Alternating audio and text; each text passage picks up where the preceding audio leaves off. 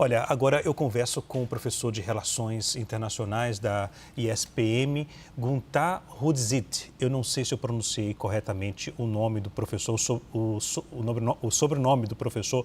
Falei corretamente, professor, ou não? Boa noite. Boa noite, Leandro. Gunther Hudzit. Quem manda ter esse nome complicado? Não, que é isso, tudo bem. Professor, qual a capacidade que o Irã tem de retaliar no caso dos Estados Unidos? Antes de fazer essa pergunta, eu já fiz, mas eu gostaria que o senhor analisasse essa postagem do presidente dos Estados Unidos em relação a esse cessar-fogo, né?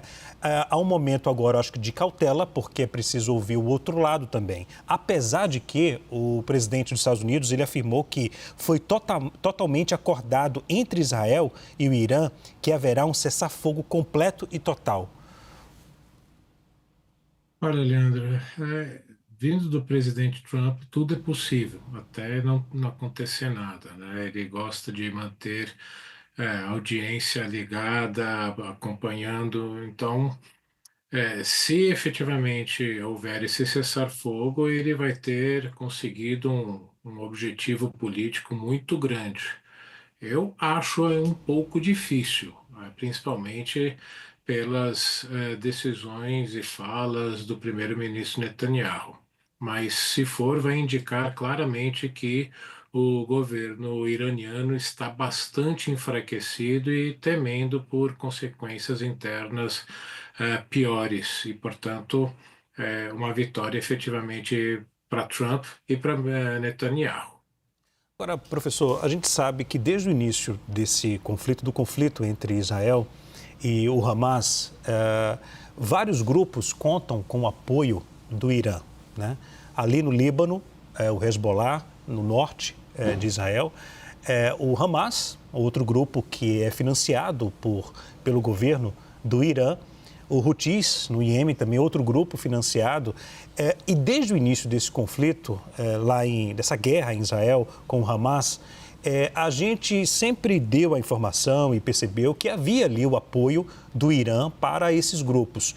Será que agora é momento, nesse cenário que temos agora, de enfraquecimento, como o senhor falou, do Irã, o Irã realmente está enfraquecido? Será que ele gastou todas as munições com esses grupos e agora, nesse momento, a preocupação maior do governo lá é em relação ao regime, que o regime, como sinalizou mais cedo o presidente dos Estados Unidos, Donald Trump, pode cair? Olha, Leandro, poder pode cair. É difícil, mas é um cenário ainda difícil de se concretizar. Eu sempre lembro que entre junho e julho de 1978, Shah Reza Pahlavi, que era o líder iraniano à época, ninguém imaginava que fosse cair. E em 2 de janeiro de 79, ele teve que fugir do Irã. Então, é bastante difícil cravar um prognóstico nesse sentido, ainda mais Irã com uma sociedade muito mais complexa do que os outros países muçulmanos da região. Mas, efetivamente, você teve um enfraquecimento muito grande do Irã, tanto externamente quanto internamente, porque a população iraniana aceitou durante muitos anos o financiamento do Hamas, mas especialmente de Hezbollah no Líbano, justamente para eles terem essa arma contra Israel e evitarem serem atacados por Israel. E o que aconteceu em menos de um ano foi quase que o aniquilamento do Hamas, o quase aniquilamento do Hezbollah e agora uma ação militar humilhante para os iranianos, que vão sofrer ainda muito mais daqui para frente quando essa guerra acabar, porque a situação econômica que já estava ruim vai piorar ainda muito mais. Então, se efetivamente o governo iraniano aceitar esse cessar-fogo é porque a liderança iraniana sentiu que o problema interno de uma possível revolta se tornou muito maior, uma ameaça muito maior do que as ações militares israelenses. O senhor se refere a uma revolta da sociedade. Aí aqui eu vou puxar um gancho do que o senhor falou agora há pouco. Antes de 1979, havia um regime lá que contava com o apoio dos Estados Unidos. Era um regime pró-ocidental, não é isso, professor? Não só apoio, mas era o maior aliado dos Estados Unidos na região. tinha acesso a equipamento militar que outros aliados, até mesmo os europeus, não tinham. Tanto que muitos aviões ainda, que pelo menos estavam antes dessa ação militar israelense funcionando, como os F-14 Tomcat, são dessa época. Portanto, a perda desse aliado em 79 foi muito grande e só a partir daí é que os Estados Unidos passaram a contar com a Arábia Saudita como um grande aliado na região, principalmente no Golfo, para conter o Irã teocrático. O senhor acredita, professor, que agora o momento também não é favorável para esse regime? Isso um sentimento em relação à população lá no Irã?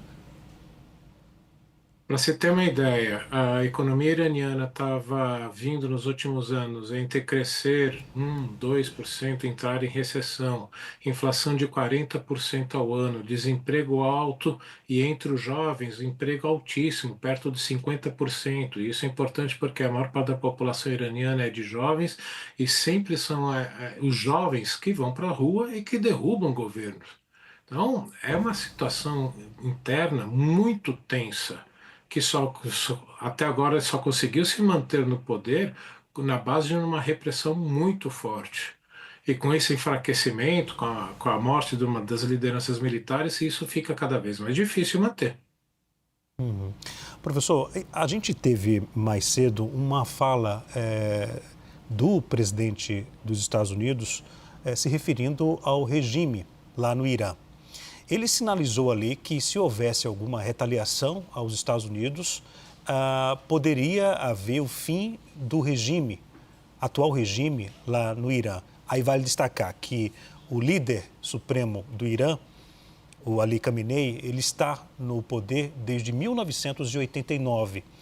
Esse foi um recado, professor, na sua avaliação do presidente dos Estados Unidos às autoridades no Irã? Foi, e o governo iraniano levou muito a sério, porque o Ayatollah Khamenei já tinha instaurado uma comissão para começar a preparar a sua sucessão, a escolha de um sucessor. Os dois nomes que estavam disputando eram um filho do Khamenei e um neto do Ayatollah Khomeini, o fundador da República Islâmica. O filho do Khamenei, seguindo a linha do pai, muito conservador, e o neto do Khomeini, um reformista. Com as falas do presidente Trump de que poderia caçá-lo e matá-lo facilmente, esse processo foi acelerado. Então, sim, o governo iraniano levou muito a sério essa possibilidade de os Estados Unidos poderem bombardear e matar o Ayatollah Khamenei. Por isso mesmo, pode ser um fator que tenha pesado nessa decisão de um cessar-fogo. Agora, professor, a gente sabe que o Irã financia esses grupos, mas também tem aliados, a China e também a Rússia, né? Como é que ficam esses aliados nesse cenário agora, professor? Bom, no meu entender, nenhum dos dois queria ver um Irã nuclear. Moscou não queria um Irã nuclear que aumentasse sua influência na Ásia Central, que vê como uma área natural de expansão da influência russa. China não queria um país que quebrasse o Tratado de Não Proliferação Nuclear, porque isso incentivaria outros a fazerem a mesma coisa, como Japão, Coreia do Sul, Taiwan, Filipinas, Vietnã, todos os vizinhos que têm problemas territoriais com a China. Então foram os protestos, as falas foram bem protocolares diplomaticamente. A China não tem capacidade militar de projetar poder no Golfo e ajudar militarmente o Irã. A Rússia está atolada numa guerra na Ucrânia aí entrando pelo quarto ano, portanto não tem capacidade também. Por isso foram posições muito mais protocolares do que efetivamente alguma ação que poderia mudar o quadro estratégico. Isso pode ter contribuído também para o governo iraniano tomar essa decisão, já que o ministro das Relações Exteriores do Irã esteve hoje em Moscou e não saiu de lá com muita ajuda prospectiva, não. Então, portanto, o senhor acha que a entrada de aliados, houve até o pedido, né, da ajuda para a Rússia, o senhor acha que o cenário daqui em diante é pouco provável que haja um apoio ali maciço na questão militar? Pouco provável, E até mesmo, como eu sempre digo, eu acredito que nem Putin nem Xi Jinping estariam dispostos a entrar numa guerra nuclear contra os Estados Unidos por causa da Ayatollah Khamenei. Outro ponto também que chamou a atenção, professor, sobre o fechamento lá do Estreito de Hormuz, né, que poderia prejudicar vários países, já que por ali passam 20% de todo o petróleo. Mas o mais prejudicado, né, o país mais prejudicado seria a China, né? Então, nesse contexto, também iria pesar contra a China. É tanto que o parlamento aprovou esse fechamento, mas tudo depende do líder supremo, o Ali Khamenei, que não se pronunciou sobre o assunto. Hoje a China é o maior importador de petróleo do Irã, com em torno de 20% das exportações iranianas. Depois vem a Índia, em torno de 10 a 12%, diminuindo nos últimos anos. Para não depender tanto do Irã, a China passou a importar cada vez mais da Arábia Saudita. Portanto, as vontades chinesas pesam muito nas decisões do governo iraniano. Por isso, como você disse, o parlamento pode ter aprovado. Só que Khamenei não vai implementar, porque sem um apoio econômico chinês, o Irã vai estar numa situação muito pior.